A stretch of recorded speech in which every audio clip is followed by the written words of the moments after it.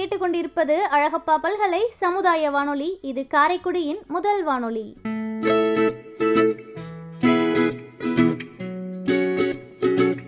அழகப்பா பல்கலை சமுதாய வானொலி நேயர்களுக்கு வணக்கங்கள். இன்று நம்மோடு குழந்தைகள் தின நிகழ்ச்சியில் தன்னுடைய கருத்துக்களை பகிர்வதற்காக காரைக்குடியில் உள்ள ராமசாமி தமிழ் கல்லூரியில் பிலிட் 2ஆம் ஆண்டு படிக்கக்கூடிய மாணவி செல்வி எஸ் மீனாட்சி நம் அழகப்பா பல்கலை சமுதாய வானொலியில் இணைகிறார். அழகப்பா பல்கலை சமுதாய வானொலி நேயர்களுக்கு என்னுடைய வணக்கம். நான் காரைக்குடி ராமசாமி தமிழ் கல்லூரியில் பிலிட் 2ஆம் ஆண்டு படிக்கும் மாணவி.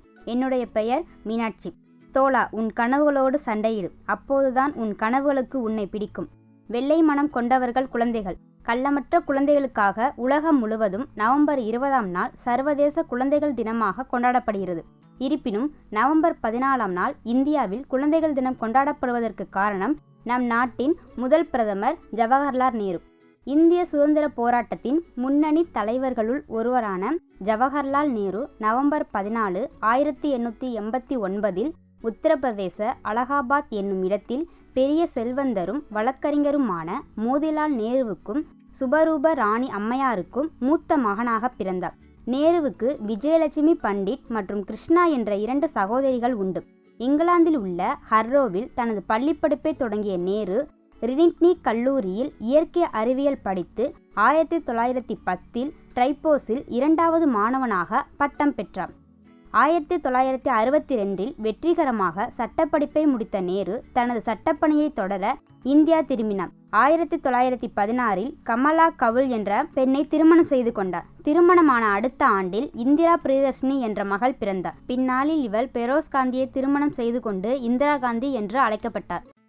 20 ஆண்டுகால நேருவுடன் வாழ்ந்த கமலா நேரு 1936 புற்றுநோயால் இறந்து போனார். 1919 நடந்த ஜாலியன் வாலாபாக் படுகொலை சம்பவம் நேருவை சுதந்திர போராட்டத்தில் ஈடுபட வழிவகுத்தது எனலாம். ஜாலியன் வாலாபாக் என்ற இடத்தில் ஆயுதம் ஏதுமின்றி கூட்டத்தில் பேச்சை கேட்டுக்கொண்டிருந்த ஆண்கள், பெண்கள், குழந்தைகள் என பாராமல் ஆங்கில அரசு ரெஜினால்ட் டயர் என்ற இராணுவ அதிகாரியின் தலைமையில் அப்பாவி மக்களை கொன்று குவித்தது.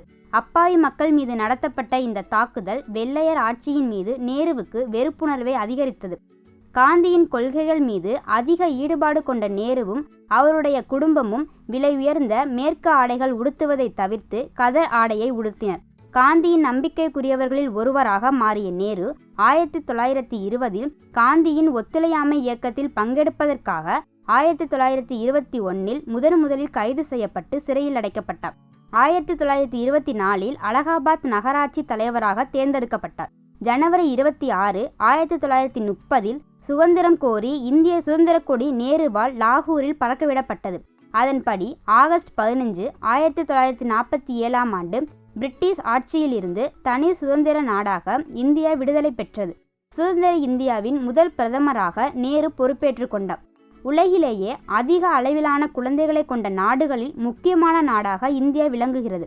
குழந்தைகள் மீது நேருவும் நேரு மீது குழந்தைகளும் அளவு கடந்த அன்பு வைத்திருந்ததால் அவரது பிறந்த நாளை குழந்தைகள் தினமாக கொண்டாடுகிறோம். குழந்தைகளை வளர்க்கும்போது பெற்றோரும் குழந்தைகளோடு குழந்தைகளாக மாறினால் மட்டும்தான் அவர்கள் நாளைய வெற்றியாளராக உருவெடுப்பார்கள். நாட்டின் முன்னேற்றத்திற்கு அடித்தளமாக விளங்குவது குழந்தைகளே. குழந்தைகள் பருவத்தில் கற்றுக்கொள்ளும் விஷயங்கள்தான் எதிர்காலத்தில் பிரதிபலிக்கும்.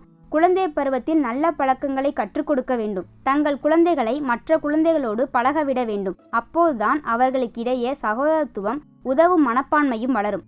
ஒவ்வொரு குழந்தைக்கும் ஒரு கனவு இருக்கும். அதை தெரிந்து கொண்டு நிறைவேற்ற பெற்றோர் முயற்சிக்க வேண்டும். குழந்தைகள் தினத்தில் பெற்றோர், ஆசிரியர்கள் தத்தம் குறைபாடுகளை நீக்கிவிட்டு குழந்தைகளின் ஆர்வத்தையும் அனுபவத்தையும் ஆசைகளையும் அணுகுமுறைகளையும் மனநிலையையும் கூர்மையாக கவனிக்க வேண்டும்.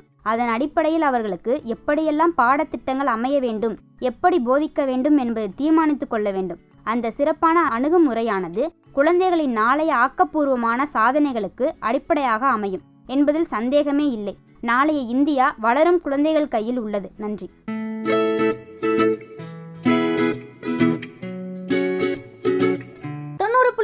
நம்ம எல்லாரும் கேட்டுக்கொண்டிருப்பது அழகப்பா பல்கலை சமுதாய வானொலி. இது காரைக்குடியின் முதல் வானொலி.